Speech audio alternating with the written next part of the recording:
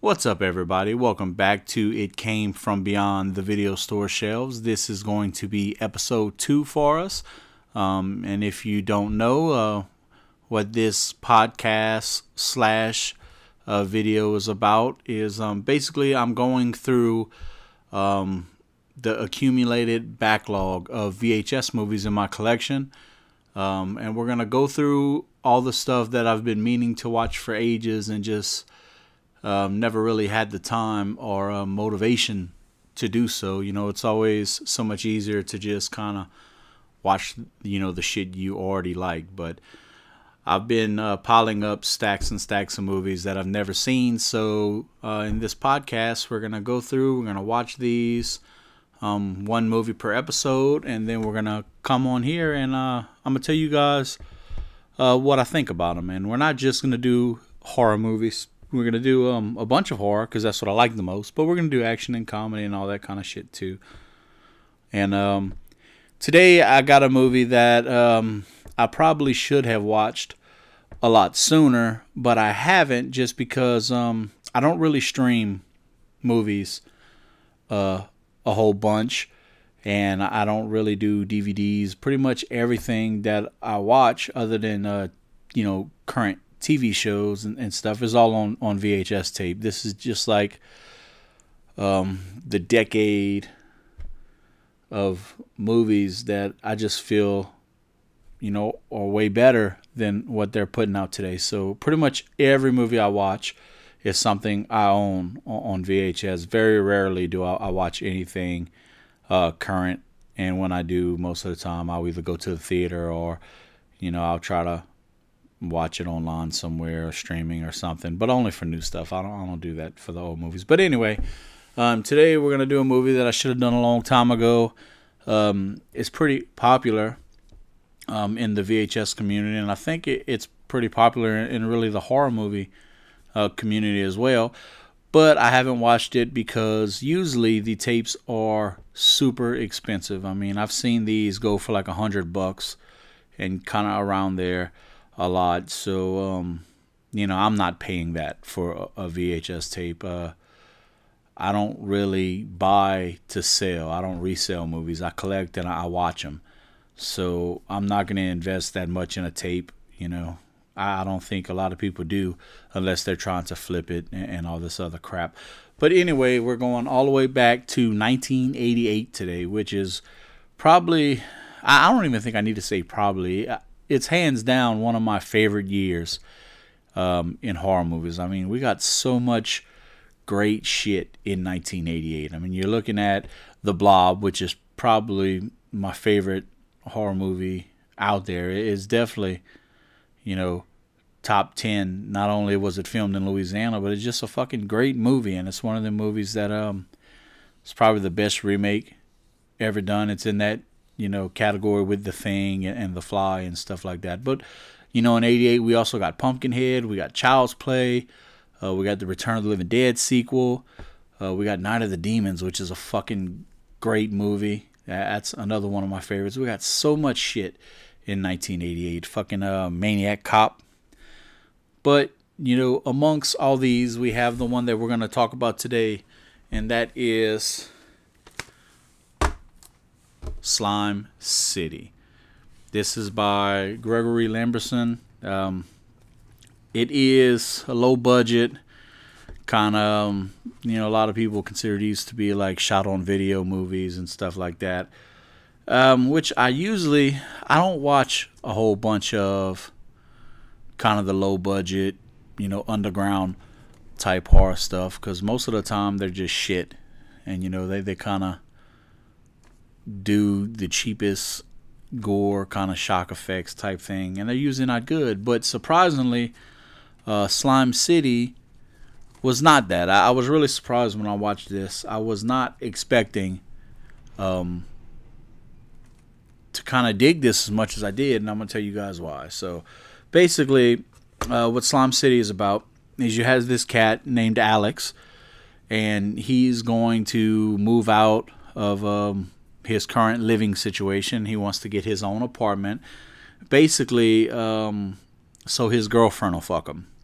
That That's what I gathered, at least. That it's him and his old lady, and they're gonna get he wants to get her apartment because she promised that whenever he gets an apartment, that she would move in with him whenever he's living on his own, and then they might finally have sex for the first time ever. So anyway, he's apartment hunting. He comes across this old apartment building, and that's it's a good deal. It's priced good. The apartment's nice, so he decides, you know what, we're gonna go ahead and we're gonna move into this place. But what he doesn't know is that this apartment building is ran by the daughter of a I guess you would call it Satanist or cult. I guess cult member would be. I don't know if they ever came out and said he was a Satanist. I know he was a cult member. So in other words, this cult member, Zachary, he owns this apartment building, and he takes a couple of his followers in the basement. They all drink the fucking Kool-Aid. He gets them all to kill themselves, but he leaves his wife and his daughter behind. And the idea is the wife and the daughter rent out rooms in this apartment, and they get people to eat this nasty looking jello shit and drink this wine concoction alcohol bullcrap that Zachary invented. And it allows the spirit of his followers and himself to possess and inhabit the body of these residents. So basically, Alex is going to be the final part of this puzzle. So he goes in, he meets a couple people. They have the stripper chick across the hall that he's madly in love with just because she's hot, which happens to be played by the same girl who plays his girlfriend in like a fucking Tina Turner wig, with the teased out fucking White Snake music video hair and all that shit. So you have her. There's two older women. One's the sister. One's just another possessed resident. And then you have there's also another guy living there. I wouldn't call him punk, I guess. Kind of punkish guy that's also possessed as well. So he moves in. He takes this apartment. He goes to have a meeting with this punk rock guy who tells him that he's a vegan, that he doesn't eat meat. And they're going to have this, dinner together. And he serves him this blue jello shit, which he told him it was some kind of yogurt. I forgot. I think it was Himalayan yogurt, I think he told him. I could be wrong on that. I don't remember. But anyway, Alex eats this yogurt, and he finds himself starting to ooze and turn into this nasty, slimy-ass zombie. And becomes enraged, and he starts killing. He kills a hobo that bums some money from him. And satisfying that bloodlust turns him back from this oozy slime zombie state back into his normal self. And the thing is, he does this, and once you do this so many times, the demonic host is able to fully possess the body, and then you're gone, and Alex wouldn't be Alex no more. He would be Zachary back in Alex's body. So they go through. He's killing some people. He kills a couple cats, and then the girlfriend finds out through a palm reader that this is kind of maybe going on, and she goes to kind of try to save the day. And I don't want to tell you guys how it ends just in case you're going to watch it, but anyway, that's pretty much Slime City. And I have to give it to it when they made this movie, because the effects actually look pretty damn good in this, man. I was really impressed with just like the zombie makeup looked real good, and their actual slime effects and stuff. I don't know what they used, if they were just lathered up in fucking baby oil or something, but it looked great, man. Some of the killings you kind of got half and half. Let's think. You got, let's see, one, two, I guess about 5 killing scenes in this movie. Some were meh, others were really good. The very first one, when he kills the hobo, he bashes his head in with a lead pipe, and it was obvious that he wasn't hitting the guy hard when they were using the actual actor. You could tell like he would slow down and kind of tap them, and they would have the blood pack shoot out and stuff. It was ridiculous until they kind of switched to the fake prosthetic head. That really wasn't a great looking kill scene, but it's weird because other ones were done really well, especially the end. The end looked really good, still held up. It was gross, man. They do some gross stuff in here, but it wasn't like shock factor gross. Like they didn't go beyond, just to be nasty. They did really well. Most of it looked good.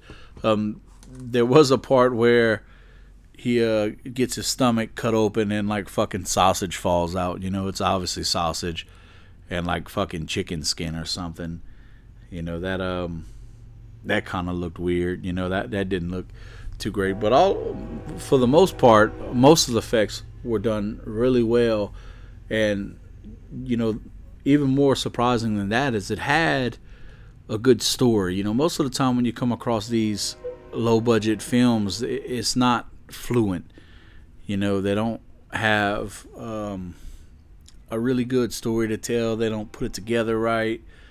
But Slime City was really it was better than that. This is better than your average shot-on video film. They just did a damn good job at it, man. And even though you could obviously tell that it was low budget, the camera, the image quality, it wasn't up to snuff. It's obviously they didn't have, a budget for high-end camera gear. The sound was kind of meh. It's obvious that they didn't have great, methods of getting better sound and all this kind of stuff. But you would come to expect that on a low budget film. But for what they had and what they could do when they made this film, it was really great, man.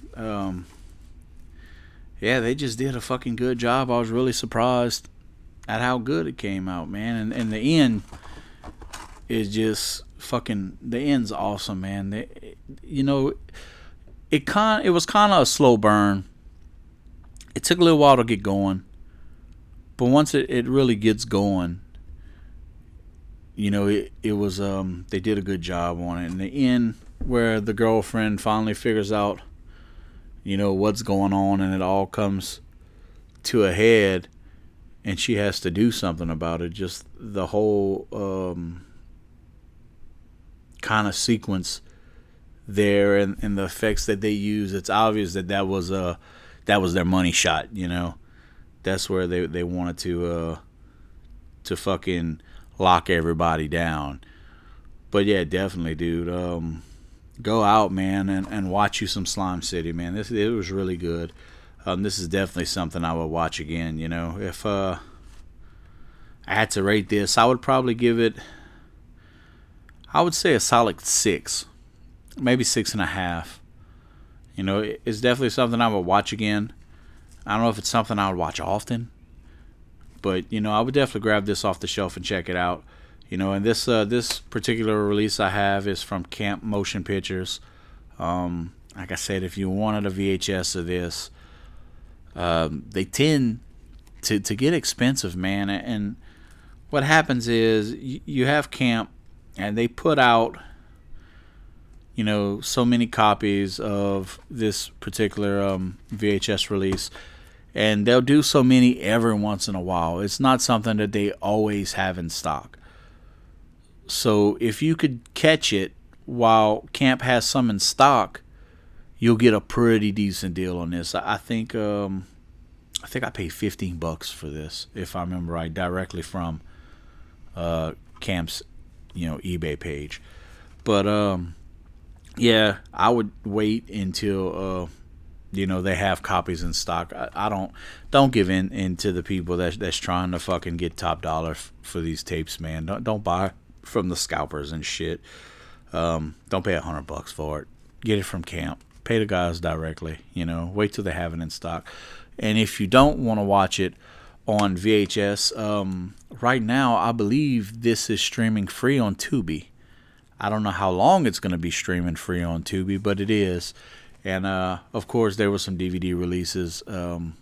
There's a sequel to this. I believe the Blu-ray, if I'm not mistaken, the Blu-ray has the original and the sequel together, like in a kind of package deal, if you're into the Blu-rays and that kind of stuff.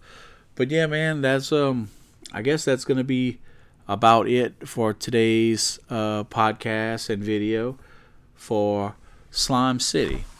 So thank you guys for sticking around. Of course, you could watch this on our YouTube channel, Clarivius Video, or if you don't want to look at my ugly face and you just want to listen to my calm and sensual voice, you could download the podcast version, or you could listen to it streaming. It should be available pretty much anywhere. I know I'm on iHeart Radio. I should be on Google Podcasts, Amazon. I believe it's on Apple and stuff. It's on Anchor. So if you want to listen to and follow the podcast version of this, just look up It Came From Beyond the Videostore Shelves, and you'll be able to find us there.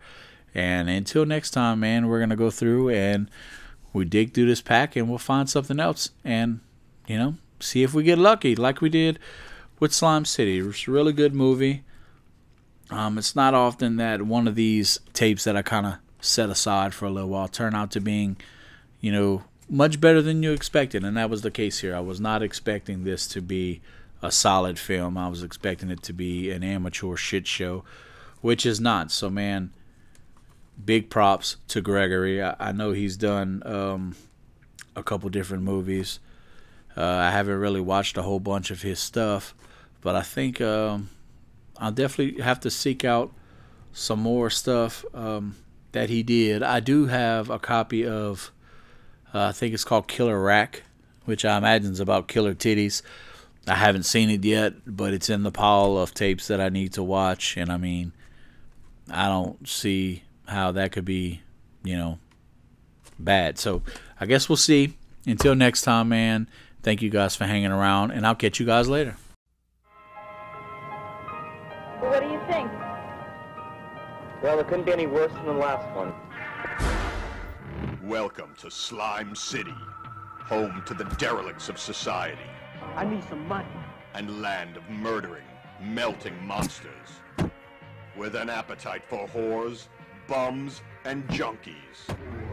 When Alex moves into an apartment haunted by the occult, he is seduced by spirits and slowly becomes a hideous, slime-spattered demon. Alex, you're hurting me. No, I'm killing you. With a stomach for evil.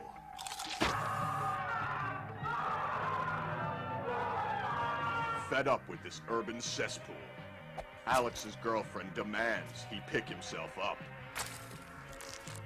and escape the bloodthirsty supernatural forces around him.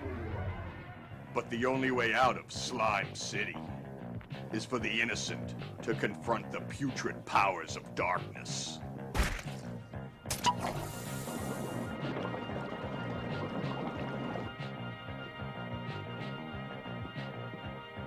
Come back! The 80s grindhouse classic by the Doctor of Gore, Gregory Lamberson, is back and digitally remastered in all its repugnant glory. Take a trip to Slime City for the most gruesome and disgusting climax you will ever see.